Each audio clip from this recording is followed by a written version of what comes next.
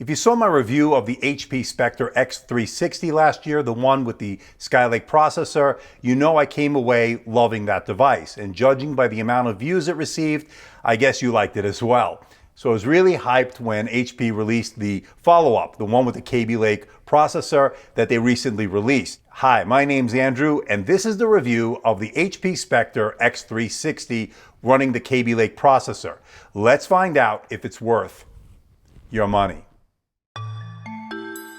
If you watch my channel, you know I really like the HP Spectre x360, and when I reviewed it last year, I came away extremely impressed. So when HP recently released the Kaby Lake version of my favorite 2-in-1 convertible, I quickly jumped on it.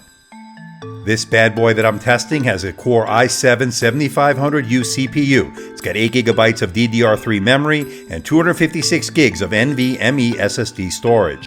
At 2.85 pounds, it's 0.35 pounds less than its predecessor, and it's only 0.54 inches thick, much thinner than the Skylake version.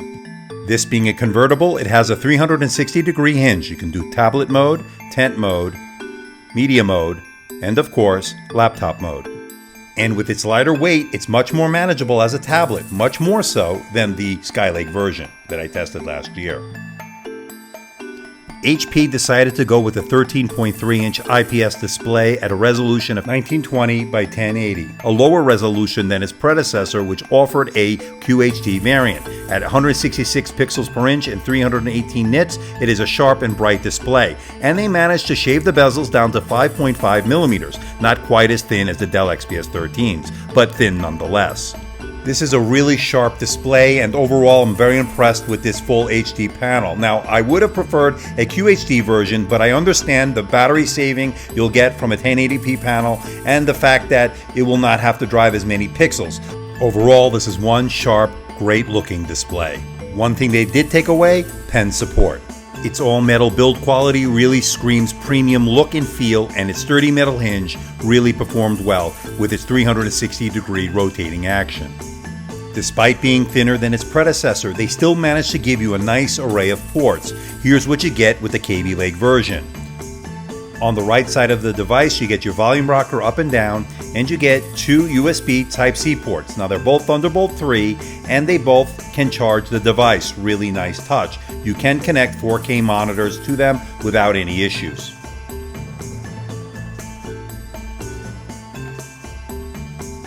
And it's nice to see it has a USB 3.1 full-size Type A, unlike the 2016 MacBook Pros. And of course you get your 3.5mm headset jack. But one sacrifice they did have to make, there is no micro SD card slot or full-size SD card slot on this device. If you saw my review of the Skylake version, you know I love the keyboard. Well, the keyboard got even better. At 1.3mm of key travel, it really is one of the best keyboards on a thin and light laptop I've seen in a very, very long time. And it's got 60 grams of actuation. That's the amount of force needed for a key press. Typing on it was a pleasure, and I like the fact that they were able to bring the keyboard out all the way to the edge, thanks to its minimal bezels. This is a really excellent keyboard with beautiful metal keys, and it does get really bright with its backlight, although it does have only one backlight setting. The good news is they got rid of that stupid light that stayed on when you turned the backlight off, which was really annoying. HP decided to go with a Synaptics touchpad over a precision touchpad, and it does work well. It's nicely sized. Windows 10 gestures work well. 2-finger scrolling was a pleasure.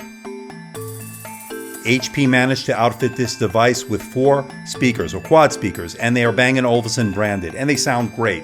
There are 2 speakers located on the bottom of the device, and you get 2 more speakers by the hinge. Let's take a look at one of our videos to hear them in action. Hi, my name's Andrew, and this is the review of the Jumper EasyBook Air. Let's find out if it's worth your money. At first glance, you think you're looking at a 12-inch MacBook, with its one USB Type-C port and very sleek and thin design. But alas, you're not. You're looking at the Jumper EasyBook Air. Overall, the speakers worked very well. The sound was very rich, the volume was loud, the mids were good, and I have to say the quad speakers work well in concert with one another. Another new great feature of this device is Windows Hello support for logging in, thanks to the 1080p webcam on the front. So this is a demonstration of the webcam. It's pretty good. It gets the job done. If you need Skype, if you need to do video conferencing, this certainly gets the job done. It is serviceable. It's actually pretty good. Now, I'm in a low light situation. This room is not lit properly for video, and I think it's doing a pretty good job. So HP did a decent job on the webcam. So for a very portable, light laptop that you want to take with you on the go, to say to a coffee shop, to a meeting, and you need to do a video conference, you need to do Skype, this can get the job done. As far as some benchmarks are concerned, here's how the Core i7-7500U did. On the multi-core score of the Geekbench 4 test, it did a 7,284. Its built-in graphics did 19,751, and it does have a 256 gig SSD drive, of which 201 gigabytes are available to the user, and it is partitioned with a recovery drive of about 10 gigabytes. The Samsung NVMe SSD did really well on the Crystal Diskmark scores. On the read, it did 3,398. On the write, it did 1,264. And that 4K write of 174.2, some of the best I've ever seen.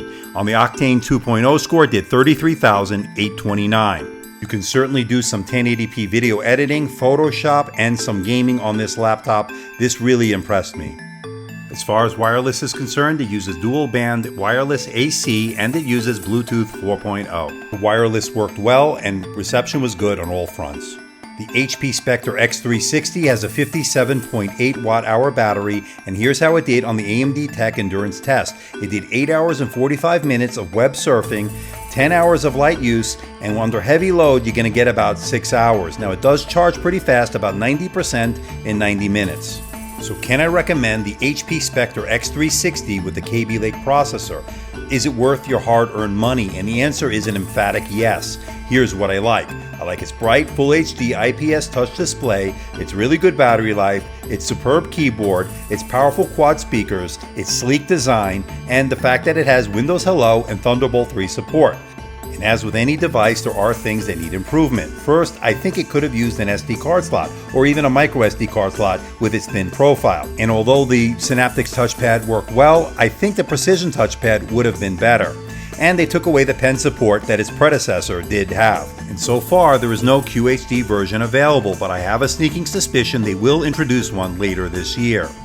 But with those few negatives aside, I have to say this is one of the best, if not the best, 13-inch laptop on the market right now, early 2017. It checks all the boxes you want in a 13-inch light laptop. It has a great display, great battery life, great design, superb keyboard, really nice speakers, and overall great looks, making this one of the best buys you can get so far of 2017, earning this the AMD Tech Editor's Choice. And dare I say, the best just got better, making this worth your money. So what do you think about the HP Spectre x360 running the Kaby Lake processor? Is it a worthy follow-up to its previous generation, the one with the Skylake processor? I'm curious to know what you think. Leave a comment in the comment section below. I think this is a great laptop, thus earning my AMD Tech Editor's Choice Award, one that I don't give lightly. This is certainly the best laptop I've tested so far in the thin and light 13-inch category, so far in early 2017. But I'm curious to know what you think. Again, leave a comment in the comment section below. I love its screen, I love its battery life, love its quad speakers, sound great, and I love its sleek design. I like the fact that it's got that yoga functionality, gives you the tablet mode, tent mode, media mode, and of course laptop mode. So please hit the like button, please subscribe, please share this video. Don't forget to leave a comment in the comment section below. Let me know how I'm doing. Let me know if there's a device or something out there you think I should review. I'll do my best to try to make that happen. Don't forget to check us out on Facebook and on Twitter, and check out our website at amdtechreviews.com. So until next time, this is Andrew from AMD Tech. See ya.